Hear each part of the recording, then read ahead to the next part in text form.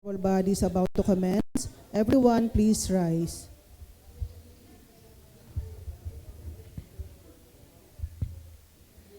The 15th regular session of the 15th Sangguniang Panlungsod is now called to order. Roll call, please. The members of the Sangguniang Panlungsod, Honorable Lidio A. Lopez Jr., Honorable Jennifer Spitey Toledo, Honorable Galileo P. Angeles, Honorable Venice D. Manalo, Honorable Rio Fernicol Ronquillo, Honorable Miguel P. Lina III, Honorable Mark Aris P. Luansing, Honorable Joel D. Pua, Honorable Merlo P. Silva, Honorable Ralph Michael H. Umali, Honorable Yunilo A. Katipon, Honorable Aris D. Macala, Honorable Cindy Pilat, Honorable Angela Antoinette B. Bautista, and the presiding officer, Honorable City Vice Mayor, Honorable Michael Gerard T. Morada. Do we have a quorum? Yes, Mr. Chair, we have a quorum. May we request Councilor Gali Angeles to lead us in prayer and singing of the national anthem. At atin pong ilagay ang ating mga sarili sa presensya ng Panginoon. Sa ngalan ng Ama, ng Anak, ng Espiritu Santo. Amen. Panginoon, maraming salamat po sa umagang ito. At muli po kami makapag-session. At patawarin mo po sana kami sa aming mga pagkukulang. At gabayan niyo po sana kami ngayong umagang ito para po ay magampanan namin ang aming tungkulin para sa lungsod ng Lipa. Kayo na po sana ang bahala sa amin at sana po ibigyan niyo kami ng mga maliwanag na isipan at lakas para magawa namin ang aming mga ordinansang ipapasa sa araw na ito. Our Father who art in heaven, holy be thy name, thy kingdom come, thy will be done on earth as it is in heaven.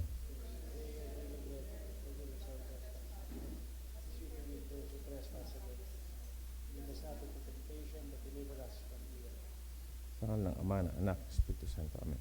Atin po ilagay ang ating mga sarili, ang ating kamay sa kaliwang bahagi ng ating kanang kamay sa kaliwang bahagi ng ating dibdib at sabay-sabay po nating awitin ang pambansang awit. Mga kababayan, ang pambansang awit ng Pilipinas.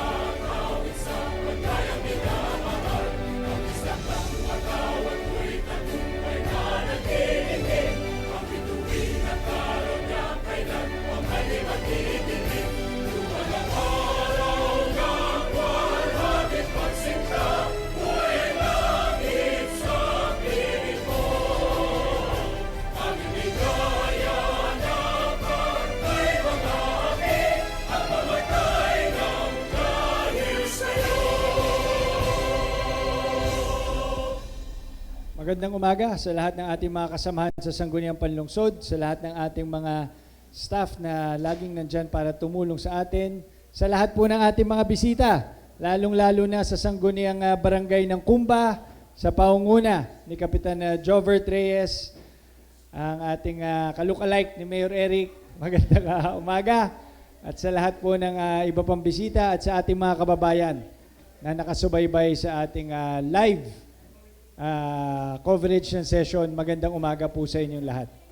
Kagalang-galang Konsehal Attorney, please proceed. Hindi, wala kasi si Councilor Nilo. Ikaw munang temporary majority floor leader. Thank you.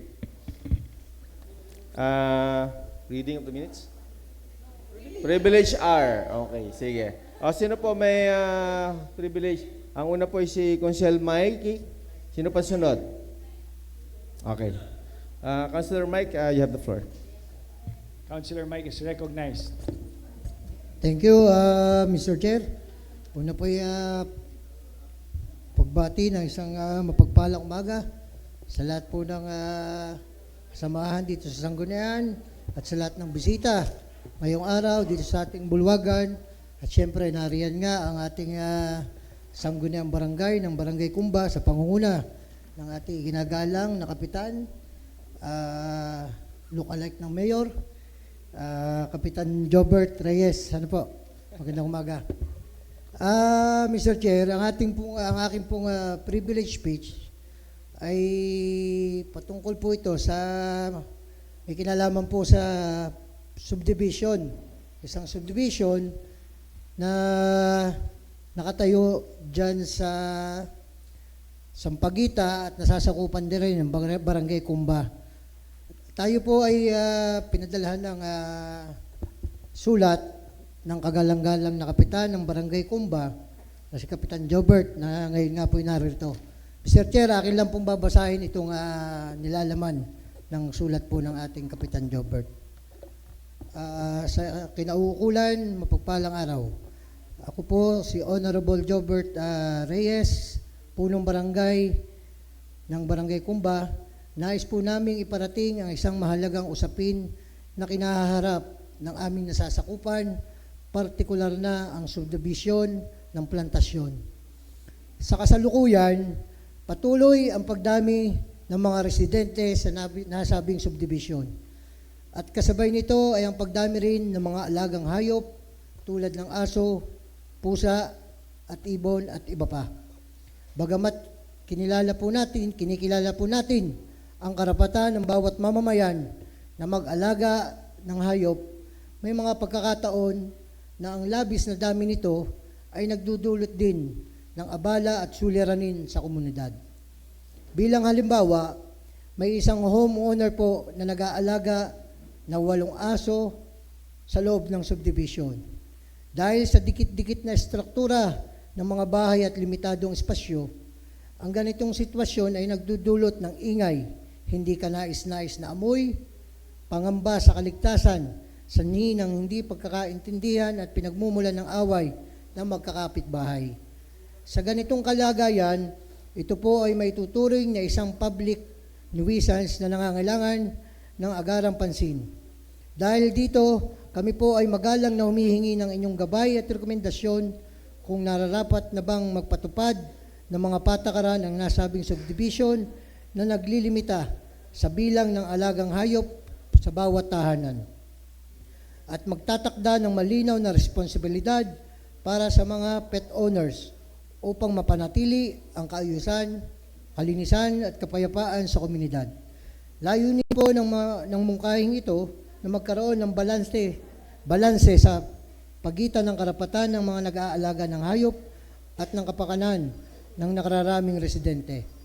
Umaasa po kami sa inyong agarang aksyon at patnubay na hingil sa usapin ito. Maraming salamat po. Lubos na gumagalang, Honorable Jobert L. Reyes, punong barangay ng Kumba. Mr. Chair, nais po nating yaman din lamang, nariyan na po ang ating Kapitan Jobert. Kung maaari po ay isuspend muna natin ng rules nang sa ganon ay mabigyan natin mabigyan ng pagkakataon upang mas lalong higit na maipaliwanag sa atin ng ating kapitan. Yaman din lamang, narito na ang ating Kapitan Jobert. So I move for the suspension of the rules, Mr. Chair. There's a motion to suspend the rules and it's duly seconded, rules suspended. So ating Kap.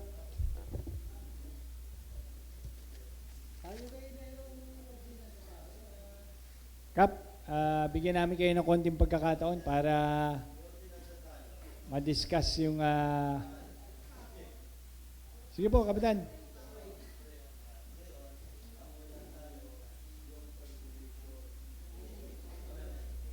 Bilang pagtalima po sa hinihiling ng BODs, kasi kami po ay ilang beses na ang nakaka-encounter na pinag-uumpisahan talaga ng away doon sa loob ng subdivision namin ay itong pag-aalaga ng sobra ng hayop pusa na alam namin na nagdudulot talaga ito ng epekto sa kalusugan, sa katahimikan. Kaya minarapat po namin na kami sumulat para mabigyang pansin at makahingi kung meron mang ordinansa ang city para sa naming ipa-apply na policies sa loob ng subdivision, hindi lang sa amin, bagkus sa mga subdivision na nakakasakop sa Lipa. Dahil alam namin na mas priority natin ay ang seguridad ng tao natin na nasasakupan. Tayo man ay pet lover, pero dapat natin alam kung ano yung responsibilidad at nararapat na katatayuan between ng hayop at ng tao. Kaya kami narito kasama ang aking sanggunian para ipagbigay alam at humingi kung ano man yung ordinansa na po pwede nating may apply sa lahat ng ating nasasakupan. Salamat po. Sige, Councilor Merlo. Good morning, Mr. Presiding Officer. Good morning, Kapitan. Very timing and alarming. Ito pong inihain na Kapitan Jorbert sa Sanggunian. Ang alam ko ho, may mga ordinansa tayo sa mga galang aso, mga pusa, mga hayop. Pero doon sa regulation of numbers, kung ilan ang dapat alagaan ng isang may bahay, sa akin tingin wala ho. Oo, wala ho. Wala ho tayong sa regulation, ha? Ang akin nung pagkaalam sa tagal ko na dito, yun lang sa mga asong gala. Tama-tama ho. At para gawang utak ho ni Kapitan Jobert, utak senador na Oho. Biro, hindi ho natin, sa tunay ho, hindi ho natin napansin yan. Oo. Pero naisip nila na, tama rin ho, yung dating ho ng kanyang sulat, hindi ho doon sa mga, ang pinagkakagulayan, yung mga asong gala, kundi doon ho sa mga bilang ng aso na kung saan ho, nagiging magulungan naman. At tama rin ho, dapat tayo may ordinansa sa lahat ng subdivision na dapat may bilang para may regulation kung ilan dapat alaga ang aso. Ganun, Mr. Chair. Sa akin tingnan ho natin yung record ng Sanggunian, if ever, at nasa ganun ho ay matugunan ho natin ang ibinigay ho na proposal ni Kapitan Jobert. At ako humaka kay Kapitan Jobert, hindi ko ho naabot yon. Sa tulong po yun ang sanggunian. Si Councilor Mikey may gustong sabihin. Siya po ang chairman. Kapitan, sige, dyan lang po kayo. Siya po ang chairman ng Animal Welfare. Good morning, Mr. Chair, sa ating Kapitan Jobert at sa lahat ng ating bisita sa Sanggunian. Mr. Chair, ang alam ko ho, meron ho tayong Carol Ordinance na nag-author nga ho ang Attorney Gali, kasama ho ang aking ama, Konsehal King Umali, na kung hindi ako nagkakamali, depende ho sa land area ng bahay, ang dami ng pets, kung hindi ako nagkakamali. Attorney? Ayan, Attorney.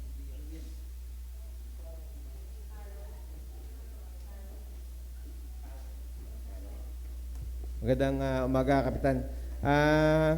Nagkaroon po tayo ng ordinansa dyan, yung Carol 2023. Ito po yung Companion Animal Ordinance of Regulation, Ordinance of Lipa City.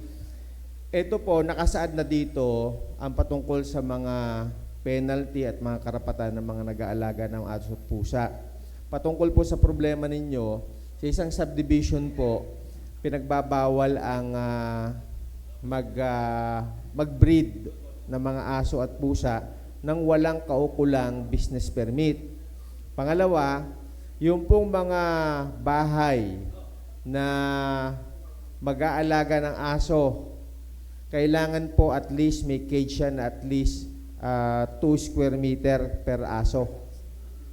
So, pag hindi po angkop doon, yung pong mga kanilang mga alaga ay kukumpiskahin dapat ng ating city vet at yung po makukumpiska, ipatutubos sa kanila ng 5,000 each animal. So, pabibigyan ko lang po kayo ng kopya ng ating city ordinance na ganyan, tapos i-report nyo po sa ating city veterinary office, sila po ang pupunta doon, tapos doon po sa mga nagbi-breed, nakikita nyo, dahil sobrang baho po yan po yung naging ugat niyang Carol na yan, yung mga mabahong amoy, lalo na sa mga residential area, ay ito po yung niregulate na noong ating Carol 2023. At pwede nyo sila, kahit hindi kayo sa barangay, samahan lang ninyo yung city vet. Sila po ang magpapatupad ng ordinansya na yan. Yung mga animals ay kukunin nila at tutubusin nila ng 5,000 at sila hindi na papayagang mag-breed kung walang kaukulang business permit na issue ng City Hall. At syempre, bago naman ma-issue niya ng business permit, kailangan may homeowners approval or endorsement din kung papayagan sila sa subdivision. Kasi ang ginagawa ng iba ay siyempre hindi mo makapagreklamo mga kapitbahay, so sa homeowners po ang magpapatupad niyan. Pwede rin po kayong magpatulong din doon sa ating federation ng homeowners para makapag-ugnayan sa homeowners nila, at para ang barangay, witness na lamang kayo at CityBet na lang ang magpapatupad po niyan. Vice, baka pwede mabigyan sila ng kopya ng Carol, no? Para i-point out namin sa inyo mga ordinansa. Yung mong pag-alaga lang aso, dapat hinuhuli, mga pusa, at ito po ay dadalhin sa ating veterinary office at i-impound po yan. Tutubusin na ng 500 pesos. I-injection na rin po sila dyan. Yung po mga animal o mga hayop na nahuli ay sa loob po ng 3 araw, ito po ay i-inform ang may-ari para tubusin. Pag hindi po natubos, bibigyan ulit ng 3 araw para ipaampon, at kung walang umampon sa ika-7 araw, ito po ay euthanasia na. Papatayin na po yung animals. Salamat. Sige, Councilor Meron. Ang akin ng tingin, dun yata, gusto ko lang itanong kay Councilor Gali, yung bagahong ordinansa na sinasabi nyo, yung gaho ay may regulation when it comes to the number ng pwedeng alagaan ng isang residente. Yun siguro, dahil nakita ko sa inyong paliwanag, ang regulation, yung kinakailangan, kung may spaces na pwedeng ganong kadami. Ang ibig sabihin, ang aking tingin, dapat siguro, ang tingnan natin dito, ang i-regulate natin, yung bilang noong aalaga ang aso ng isang household sa subdivision. Siguro, doon natin muna. Dahil yun ang tema ng sulat ni Kapitan Jobert. If I'm not mistaken. Wala pong regulasyon yan kung ilan ang pwede mong alagaan. Ating niregulate yan kasi kung halimbawa ang iyong bahay ay 1 hektarya, pwede ka mag-alaga dyan kahit 20 aso. Basta yung kapakanan ng aso ay isang mahigpit na primordial consideration. Kung sa kuwan ay papaytayin naman ako. Kung sa kuwan, kung halimbawa kaya ng isang may bahay na mag-alaga dahil malaking espasyo niya, hindi po ito pinagbabawal kahit 10 o 100 aso, basta kung ang lote mo naman ay 1 hektarya at mabigay at makapag-comply ka doon sa fence. Titingnan natin ito. Ito, dapat ay at least yung kulungan ay at least 1 square meter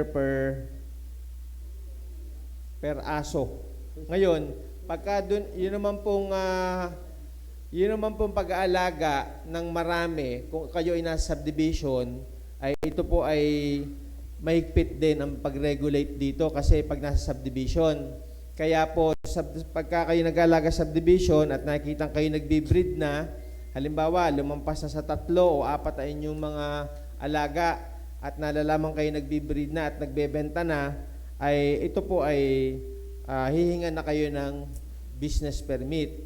Ngayon, kung sa dami naman ng aso, ang titingnan po dyan, kung ang inyong lugar ay kaya maglaman ng ilang bilang ng mga hayop. Yung pong dami, hindi po. Pero yung space na required, kada bilang ng iyong mga alaga, yun po ang ating nire-regulate. So, wala ho tayo regulation sa number, kundi yung space yung kanyang kapasidad makapag-alaga. Yung request ni Kapitan Jobert ay mapag-aralan na sa ganon, maamyendahan natin ng ordinansa if ever na inho ang tama para sa mga subdivision. Sige, Councilor Joel. Matanong ko lang po kay Attorney Gali, Mr. Chair. Kung yun bang sabi lang 1 per square meter, yun ba dapat ay yung cage ay gawa na? Ready na cage. Dapat yung may cage sila na at least na gano'n. Na nakagawa, Na doon sila, yun ang required sa kanila. Ito, babasahin ko po sa inyo yung provision, no?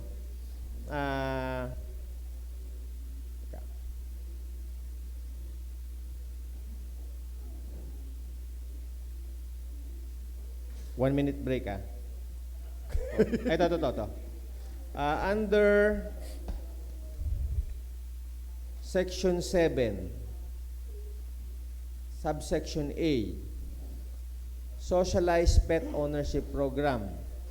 The city shall limit ownership of pets to person or household without adequate area for confinement and leasing their pets. A minimum of 2 square meters shall be required per household to maintain 1 head of dog in its compound. Free roaming cats shall be prohibited outside owner's household. So 2 square meter daw. So, Po. Mr. Chair, para medyo kita, siguro mas maganda mo, mas malinaw dapat yung ordinansa. Kasi may makakaroon po ng gray area doon kasi nakalagay ho ay 2 square meter per head. Dapat nakalagay nila doon, may naka-specify talaga ho na ready na kulungan. Parang ganon, Mr. Chair. Kasi kung ang area ng lupa ko, pero wala akong kulungan ay 1,000 square meters, pero alpas doon yung aso, Hindi. Confinement and leasing of pet. Minimum 2 square meters shall be required per house. Ibig sabihin, kung kanilang grahe ay 4 square meters at dedicated lang para sa animals, dalawa lang ang kanilang pwedeng alagaan. paano ko, Mr. Chair, kung sabihin ko yung buong alpas yung aso sa bakuran ko, Mr. Ay Chair? di may measure po. Kung halimbawa, ang bakuran mo ay halimbawa 100 square meter.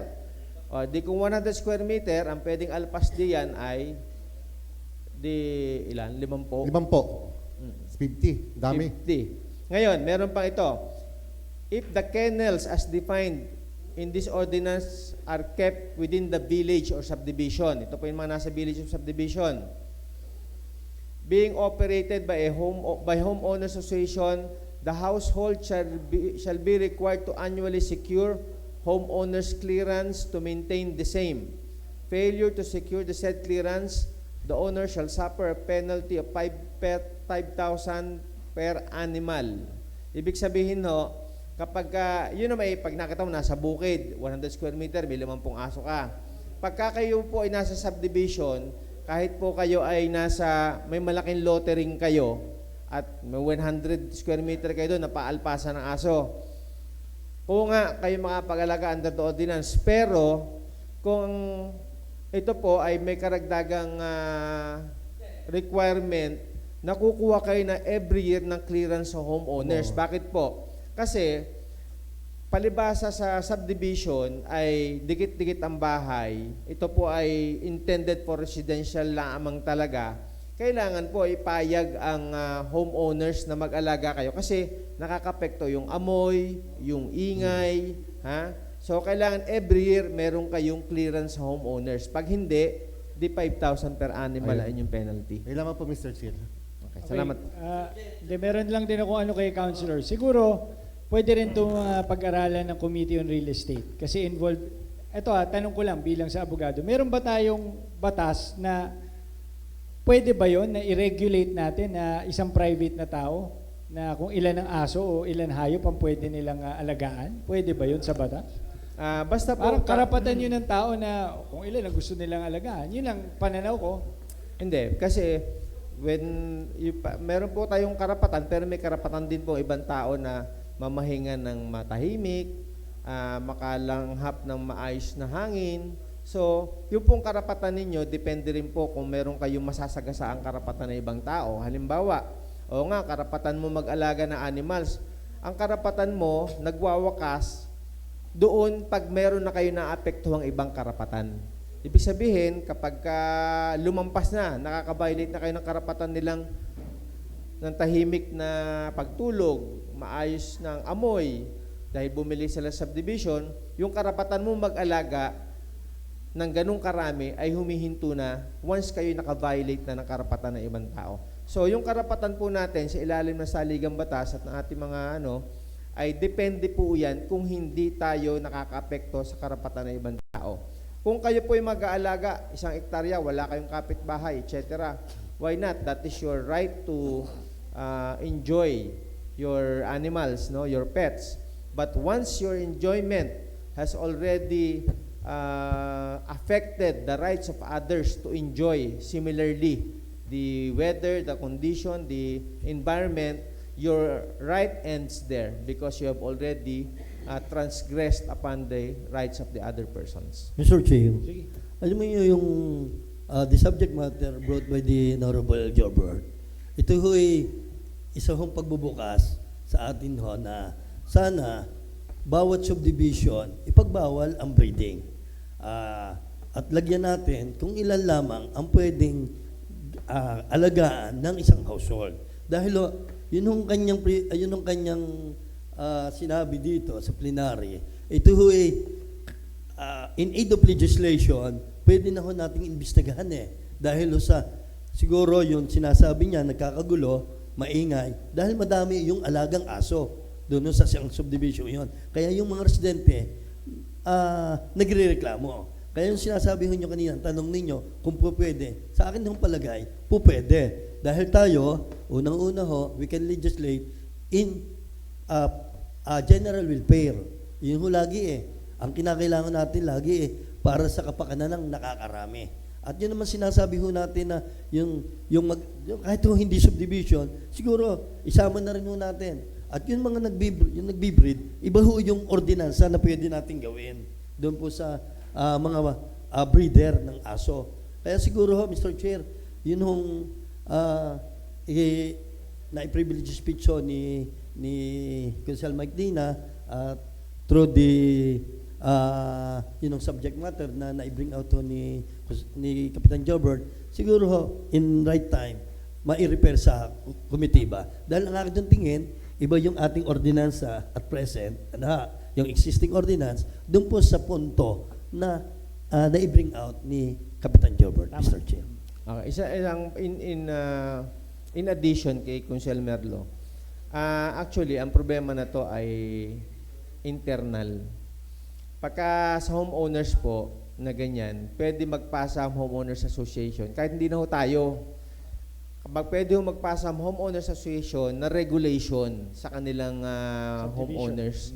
Kung paano, halimbawa, legally, pwede nilang ipasa o bawat household isang aso, isang pusa lang ang pwedeng alagaan, regardless kung gano'ng kalaki ang lote mo. These are the rights that can be imposed. These are the obligations that can be imposed by the homeowners association over their homeowners. Basta magkaroon na sila ng board resolution, iparatify sa lahat ng homeowners, at pag ito po'y naratifikahan, ito po'y pwedeng ipatupad sa homeowners nang wala po silang nalalabag na batas kasi kung ito po ang kapasyahan ng lahat ng homeowners na ganito. At ang homeowners din po ang magpapatupad nito at pwede pong humingi naman ng saklolo sa ating city vet. Kung pag-confiscate, halimbawa, there's a violation of the ordinance, pwede nilang gamitin to. Sa kanila naman, kung hindi sila sumusunod, pwede nilang isuspend yung kanilang membership at saka maglagay sila ng multa para po maging at least ma-regulate nila at magkaroon ng puwersa yung kanilang resolution. So, for the meantime, habang wala, yung homeowners po ang dapat gumalaw dito. Salamat. Okay, meron lang akong suggestion kay Attorney. Bilang chairman ng Committee on Real Estate, alam ko privado po kasi ang isang subdivision. So kumbaga, yung homeowners, sila yung pamahalaan sa loob ng subdivision. Kaya pwede po silang gumawa ng sarili nilang mga panukala, katulad ng nabanggit ni Attorney. So pwede niya sigurong gawin, ma-educate yung mga homeowners na pwedeng sa kanila manggaling. Tama? Opo. Pangalawa, sa animal welfare, pwede naman tayong gumawa ng ordinansa na yung city vet, sisilipin yung loob ng mga bahay kung may kakayahan ba talaga silang alagaan yung mga aso. Kasi kung hindi, tsaka tayo pwedeng pumasok para matulungan yung mga animals. Kasi yung welfare din ng animals, di ba? Baka nga mamaya, ang dami nila aso, hindi naman nakakakain, hindi na napapaliguan, wala nang Doon tayo pwedeng pumasok. Paano ba? May report, pwede yung bisitahin ng city vet yan. Pwede ho, Kapitan Jobert, kung gusto nyo, kamakailan nandun ako sa Ludlod. Nag-conduct din po kami ng, diniscuss ko itong ordinance na ito, ng Carol Ordinance. Welcome po ako kung ako i-invite ninyo sa barangay, kasama mga homeowners, para i-discuss further itong Carol. at least makapagbigay din po ako ng advice sa inyo paano ipatutupad para at least ang barangay alam ang gagawin sa mga ganito. At least malaman na rin ng barangay na meron palang ganitong ordinansa, anong nilalaman, anong karapatan at responsibilidad ng bawat constituents sa barangay. So welcome po ako. Makipag-ugnayan lang po kayo sa opisina ko para po mabigyan ko ng time, either weekend, Saturday or Sunday, para mas maraming tao, mas maganda, para mas maipaliwanag namin ang nilalaman ng ordinansang ito para po sa inyong barangay. Okay. Okay. Sige. Session na resume.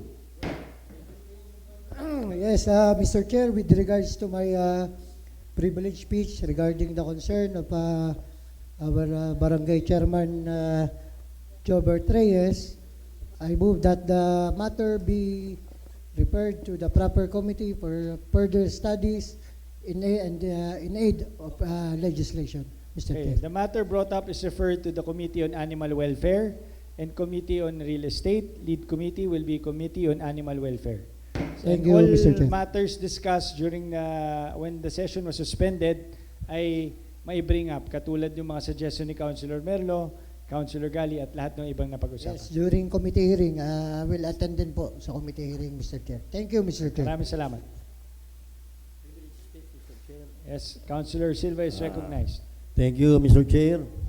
Alam niyo, Mr. Chair, under the Local Government Code of 1991, it mandates that local government to promote the general welfare, including health and social services for vulnerable sectors, Mr. Chair.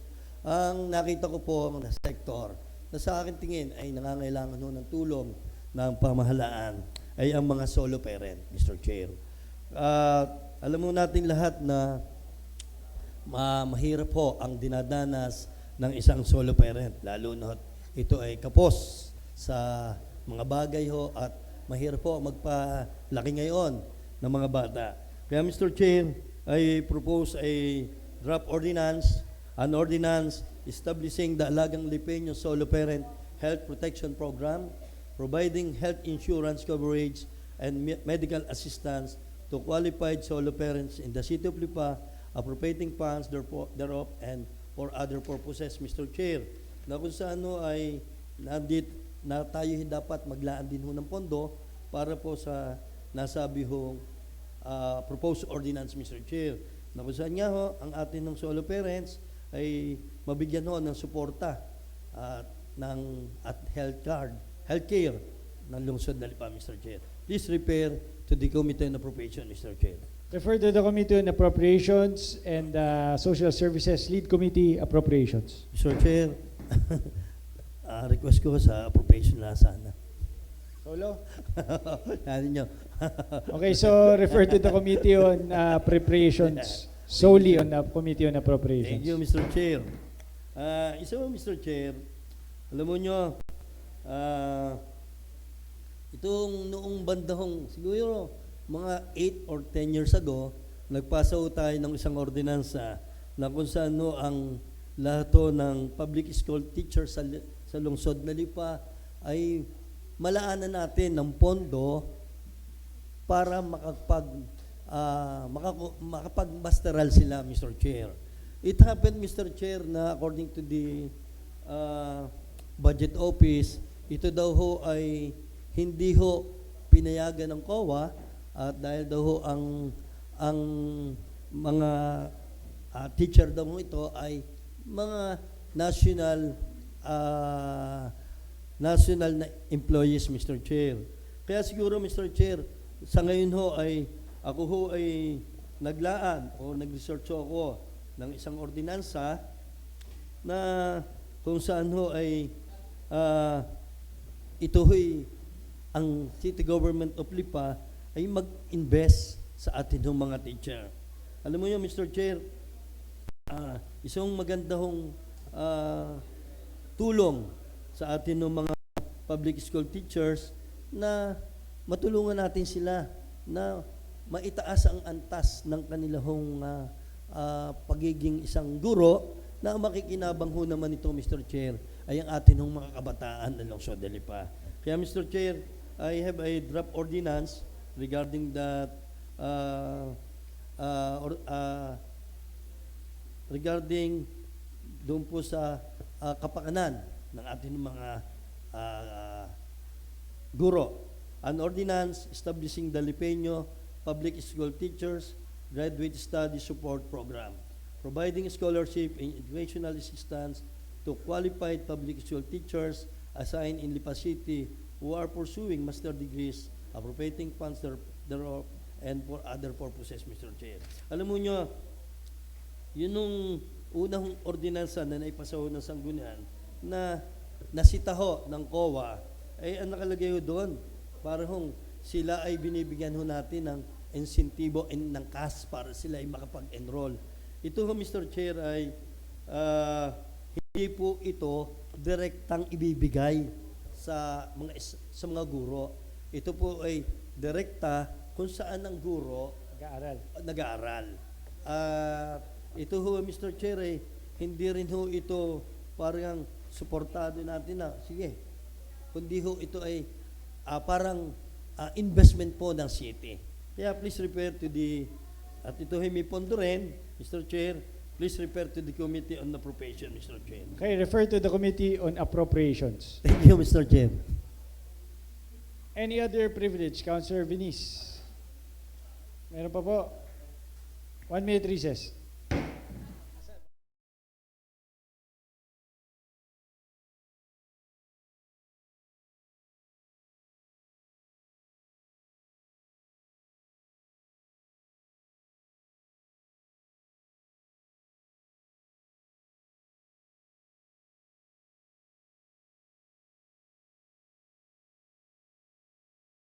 Resume. Councilor Angeles.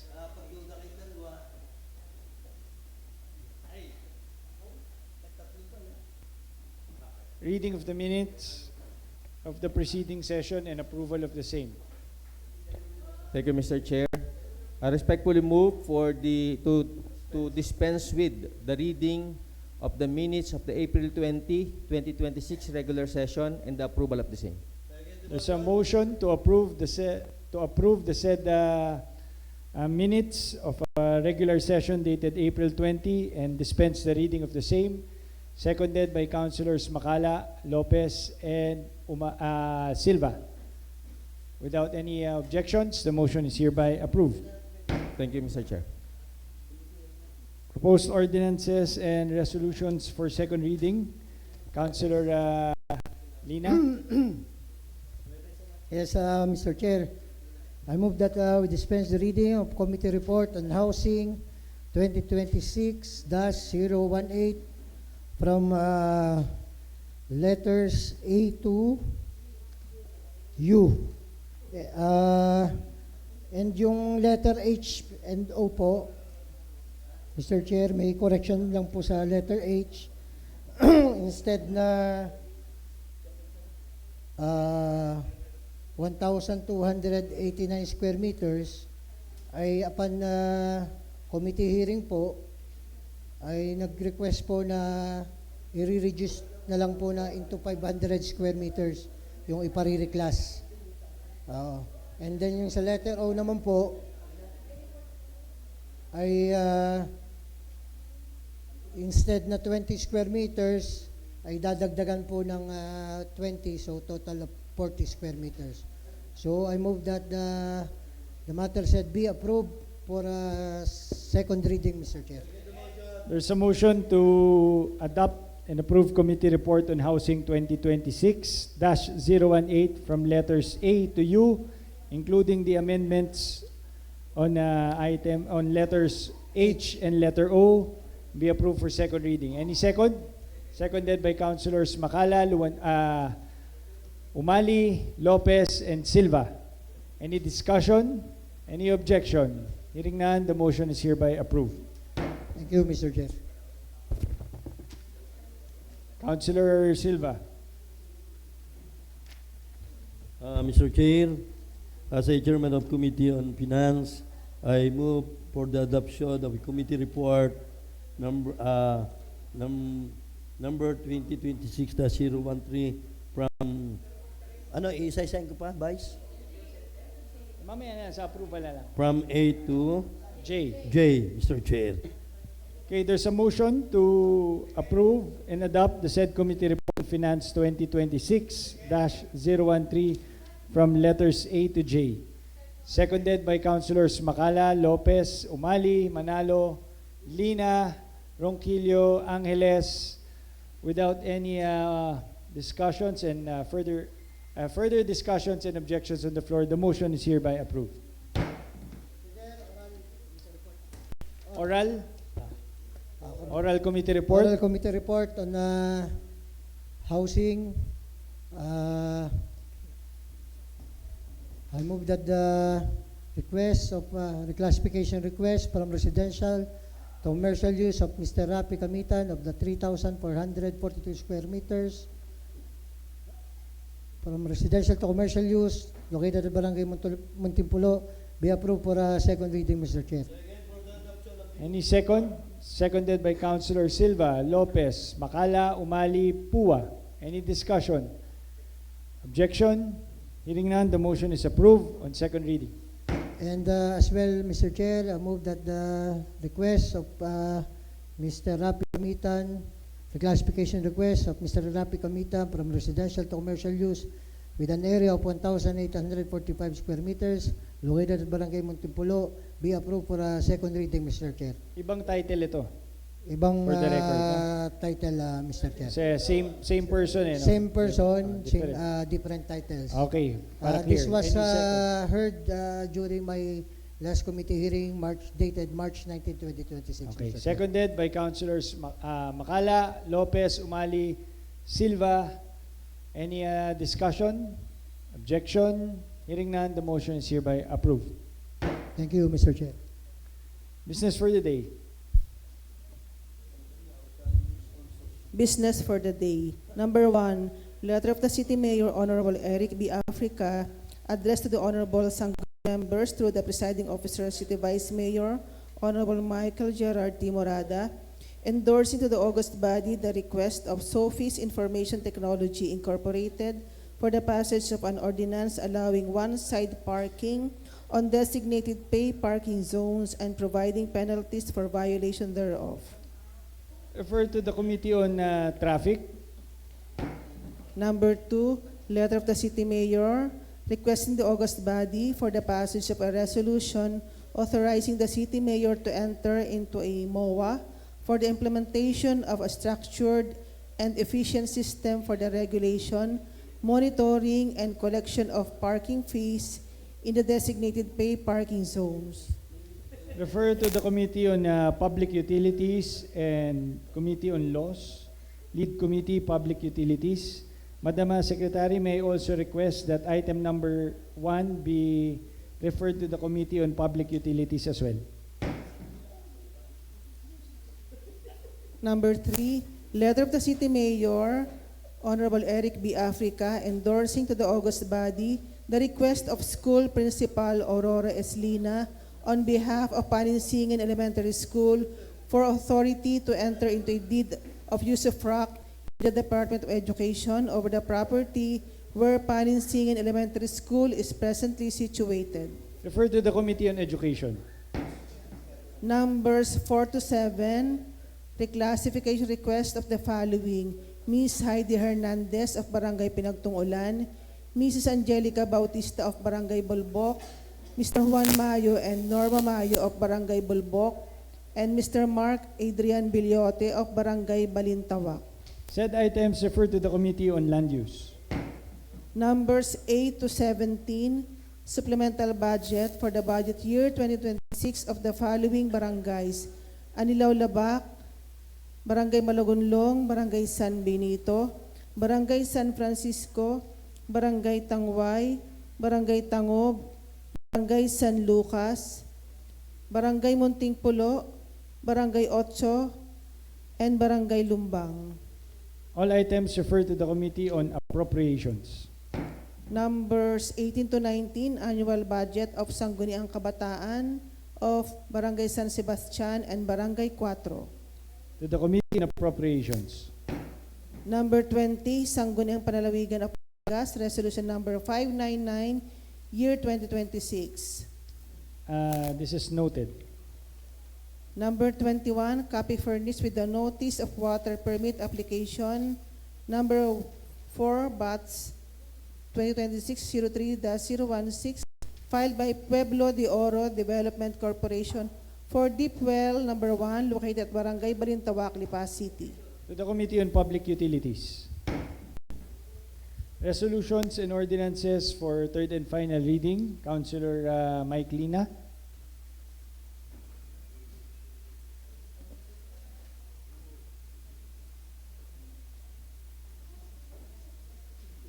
From letters A to U.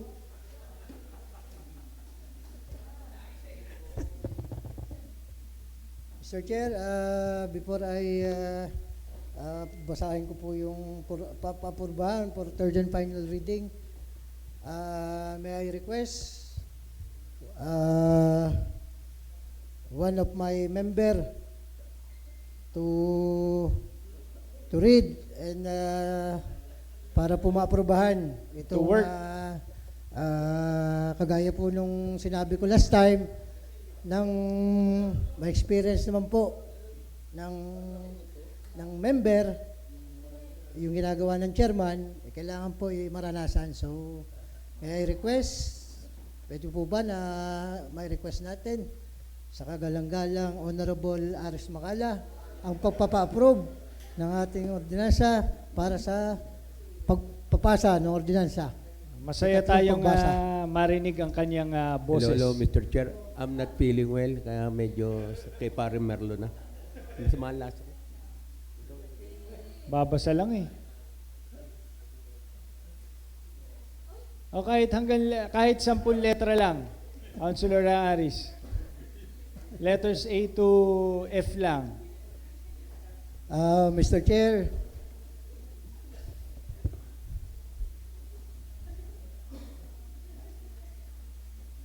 I move for the passage of an ordinance for the following matters.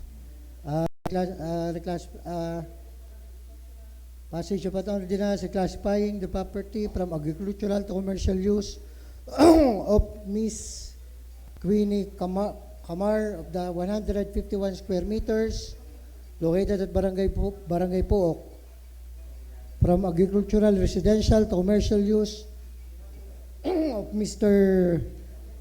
John Michael Amandi excuse me, of the 700 square meters located at Barangay Pinagkawitan. From agricultural to commercial use of Mr. Kevin Michael Panaligan of the 300 square meters located at Barangay Talisay. From residential to commercial use of Mr. Wilfredo Chanco Jr. of the 1,133 square meters located at Barangay Pinagtungulan. At may kasama rin pong special use permit for the proposed resort, Mr. Chair.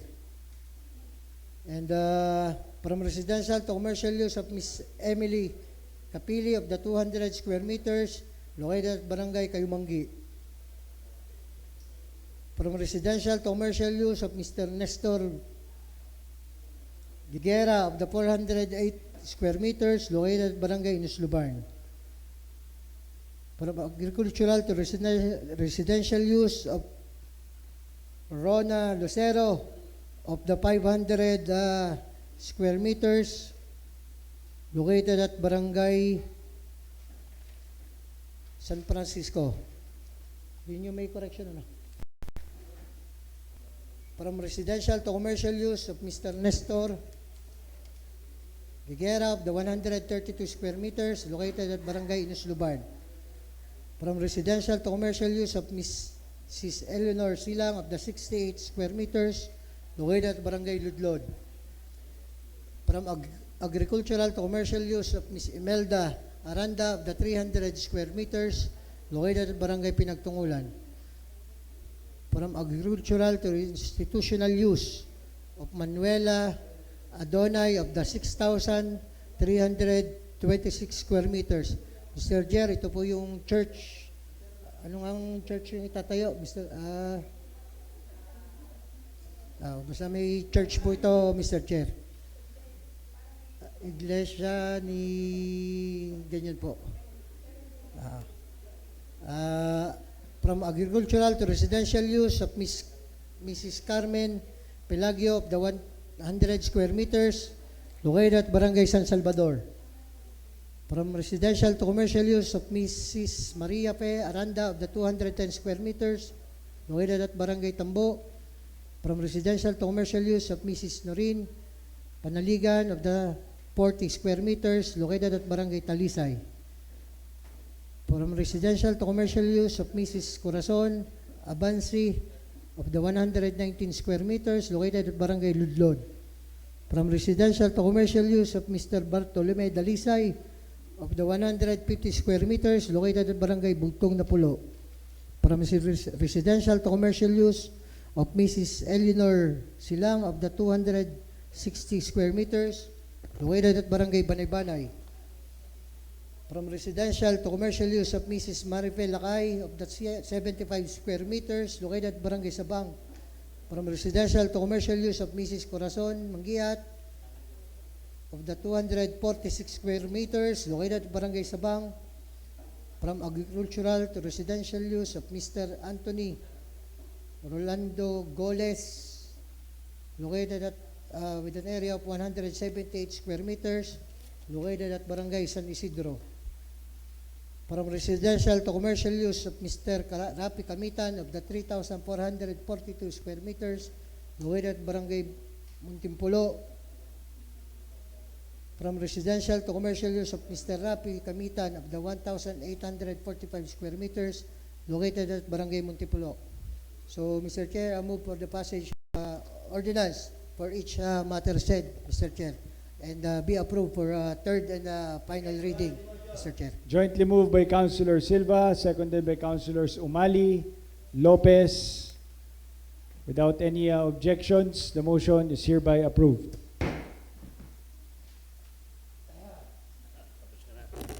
Mr. Chair, based on the committee report number 2026-013 of Committee on Finance, Mr. Chair, I move that we pass a resolution concurring the supplemental budget for the year 2026 of Barangay Pusil in the amount of 449,837 pesos and 60 centavos. The supplemental budget of Barangay Siete in the amount of 385,756 pesos and 82 centavos. The supplemental budget of Barangay Rizal in the amount of 1,187,503 and 92 centavos. The supplemental budget of Barangay Dos in the amount of 562,487 pesos and 6 centavos. The supplemental budget of Barangay Anilao in the amount of 401,827 pesos and 59 centavos. The annual budget of Barangay 9A in the amount of 368,735 pesos and 84 centavos. The supplemental budget of Barangay San Jose in the amount of 534,941 pesos and 32 centavos. The supplemental budget of Barangay Sampaguita in the amount of 692,115 pesos and 65 centavos, and the annual budget of Barangay Mataas na Lupa in the amount of 1,615,718 pesos and 30 centavos for third and final reading, Mr. Chair. Any second? Seconded by Councilor Lopez, Makala, Umali, Lina. Without any objections, the motion is hereby approved on third and final reading. Other matters?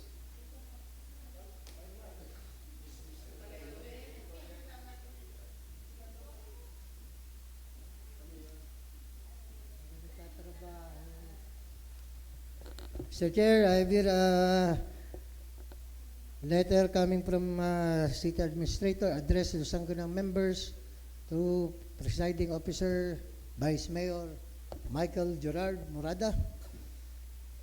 It's a reclassification request of Ms. Rowena Sibug of the 5,330 square meters from agricultural to commercial use located at Barangay San Celestino. Please refer the matter to the proper committee, Mr. Chair. Refer to the Committee on Land Use. With the permission of my colleagues, please consider the matter as urgent, Mr. Chair. There's a motion to consider the said matter as urgent. Duly seconded. Matter is now considered as urgent. So, Mr. Chair, I move for the passage of the ordinance classifying the property from agricultural to commercial use of Ms. Rowena Sibug with an area of 5,330 square meters located at Barangay San Celestino for third and final reading, Mr. Chair. Any second? Seconded by Councilor Lopez, Umali, Makala, and jointly moved by Councilor Silva. Without any objections, the motion is approved on its third and final reading. Thank you, Mr. Chair. Inquiry, do you have anything to consider urgent for business for the day sa mga barangay? Wala naman? Wala?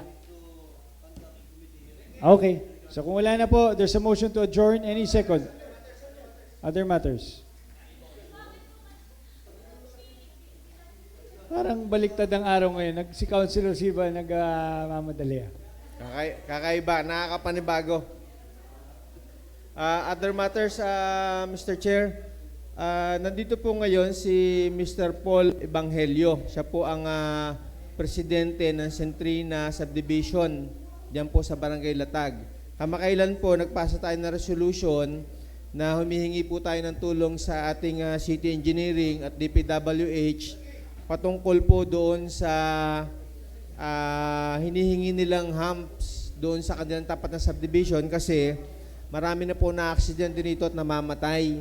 So, nakapag-issue na naman po tayo ng resolution, lamang hanggang ngayon po ay hindi pa rin nagagawa ng paraan at nananatili po mapanganib yung kanilang kalsada roon sa mga rumaraga sa mga motorista. So, sa pangalawang pagkakataon po, baka po pwede through a resolution ay ma-follow up natin sa City Engineering Office yung kanilang hiling na makapag-install ng humps doon sa mapag-aralan at kung kaya makapag-install ng mga safety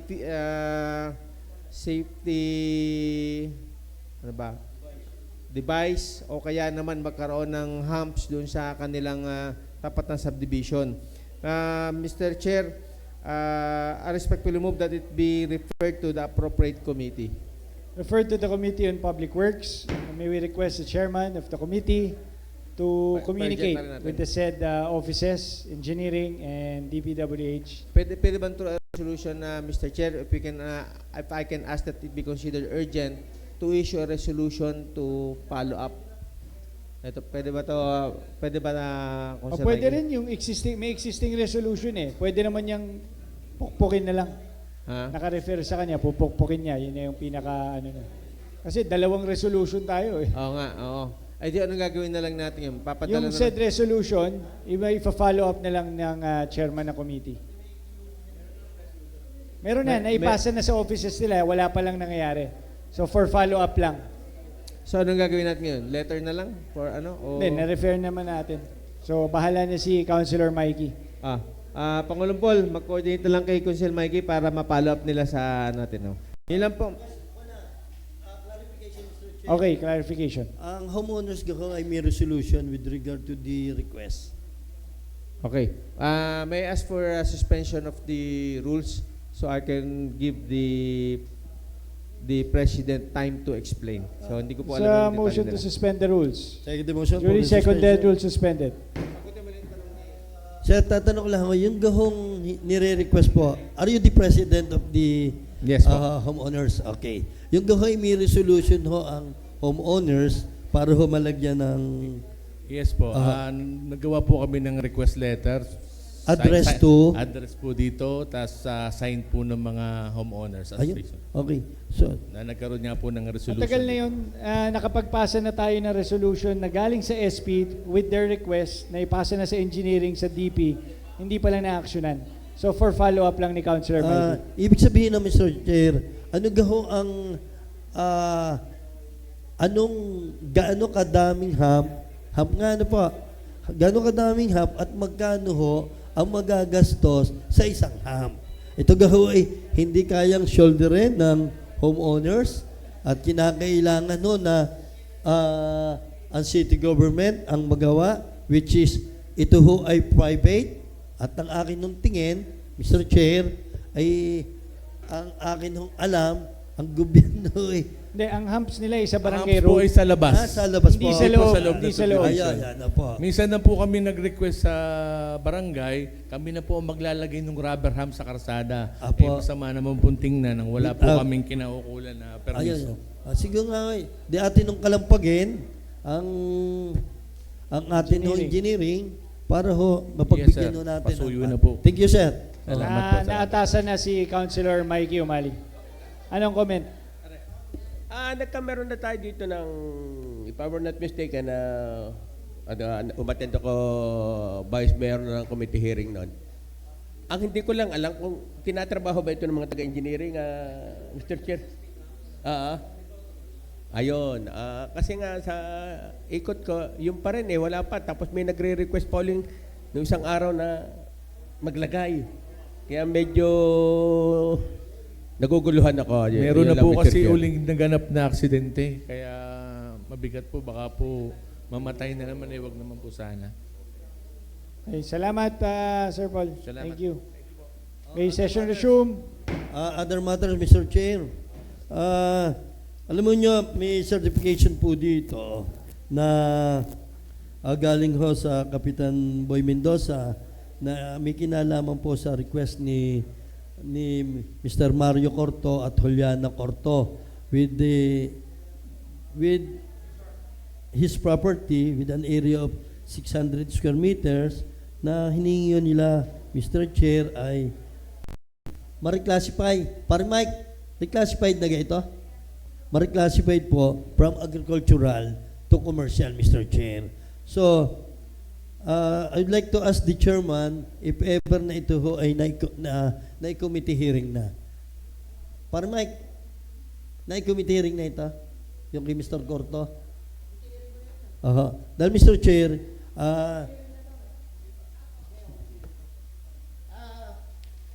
Yes, Mr. Chair. I conducted a committee hearing for that. And sa recollection ko po ay umattend si Kapitan Kapitan Boy during that committee hearing. Para po dyan sa... Apo. And then, ang naging problema nga lang po ay parang may konting usapin sa barangay. So, kung inaalaw na naman po ng Kapitan Boy at wala na siyang tutol at na-address na yung mga issues na dapat masagot. So, I think, Mr. Chair, ilang po ang hiningi ko na ma-issuean siya ng certification. there's a certification. Coming from the barangay. Yes. Nakatunayan po ay pumapayag po ang barangay na magtayo sa kanilang nasasakupan ng nasabing request dahil yan po ay resort, Mr. Chair. I think, Mr. Chair, the Honorable Barangay Chairman Virgilio Nestor Mendoza is not interposing no objection because he issued a certification, Mr. Chair. So, Mr. Chair, I move that this matter be considered as urgent, Mr. Chair. There's a motion to consider the said matter as urgent. Duly seconded. Matter is now considered as urgent. Mr. Chair, I move for the passage of an ordinance reclassifying a property of spouses Mario M. Corto and Juliana P. Corto with an area of 600 square meters located at Barangay 4, Barangay Plaridel, Lipa City, from agricultural to commercial use for third and final reading, Mr. Chair. Any second? Seconded by Councilors Lopez, Umali, and Makala. Without any objections, the motion is hereby approved on third and final reading. Mr. As advised by the chairman, I may assume daw ho, pero ang na-receive ko lamang po ay certification for reclassification of the property. So I think there will be a time for to act on another request for special use permit. Likewise, Mr. Chair, i-reiterate ko po, yun nga, during the last committee hearing na mag-conduct po, ay napag-usapan din po yan. Kasi resort po ito, at tayo nga po may ordinansa na kung ito ay gagawing komersyal, eh kailangan pong may SUP. So yan po ay, ang alam ko may request rin po ng special use permit. So it's up to the proponent kung pa-aproban din niya ho yung special use permit, then Mr. Chair. Mr. Chair, sa akin tingin ho, there will be a proper time for the reason na ang na-receive ko lamang ho ay certification for Reclassification. request for reclassification of the property, Okay, Mr. Chair. that is clear. Any Okay, other Mr. Chair. other matters? Other matters, Mr. Chair. Yes. Mr. Chair, with regards to item number 5 of our business for the day,